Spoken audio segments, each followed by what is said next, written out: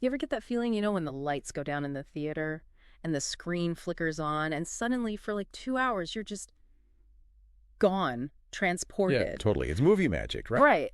But then, have you ever actually stopped to think about how they make that magic happen? I mean, the sheer amount of work, the people, the... Controlled explosions. Okay, well, maybe not always explosions, but you get the point. It's true. We kind of forget there's a whole other world behind those perfect shots.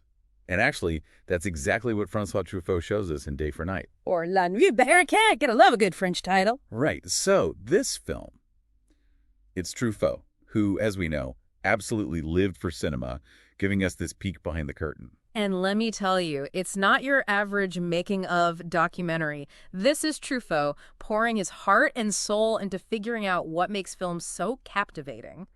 And maybe a little bit nuts. Oh, absolutely. And what's interesting is that Truffaut wasn't just obsessed with cinema in general. He was obsessed with a very particular kind of cinema. Like, this was a guy who championed a style that was personal, emotional, pushing boundaries. Right, didn't he once say he'd give up pretty much anything for film? He did. Sports, relationships, other art forms.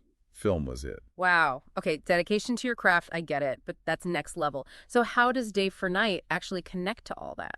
Well, picture this. The movie within the movie, Meet Pamela. It's a total melodrama. Love triangles, dramatic twists. Yeah. You know the type. Yeah, not exactly what you'd expect from a groundbreaking director like Truffaut. It's almost like he's playing with us.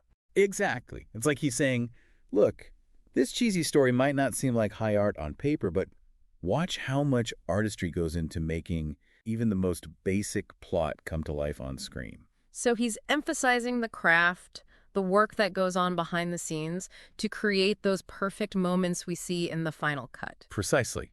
He uses all these really clever techniques, handheld cameras, talking directly to the audience, almost like a documentary, and it just pulls you right into the day-to-day reality of being on a film set, which, let's be honest, is probably a lot less glamorous than we imagine. Oh, for sure. And that opening shot, the one where we're thrown into the middle of a scene and you think it's real and then suddenly cut. I know.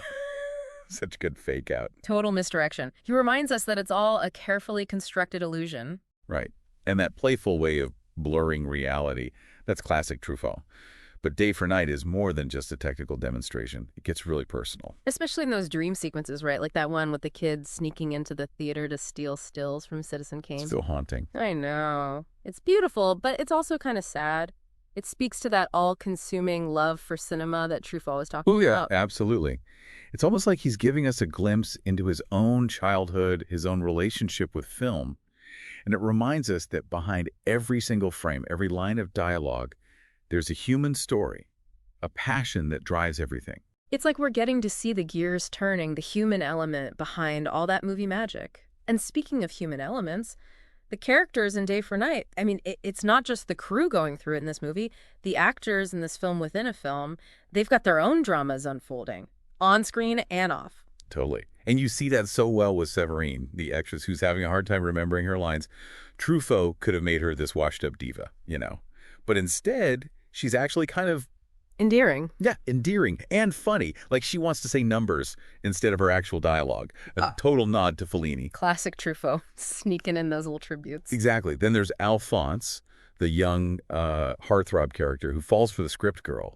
He's just this ball of nerves and infatuation, brings this great energy to the film. And we can't forget about Julie Baker, played by Jacqueline Bisset. That's where the whole blurring of fiction and reality really kicks in, right? Big time? Because they were romantically involved off screen, too. They were.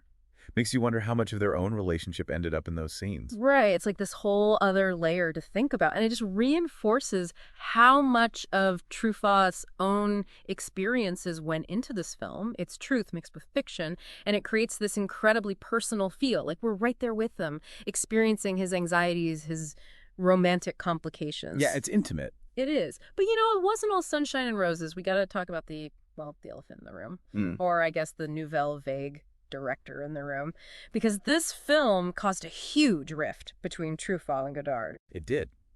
Kind of crazy, right?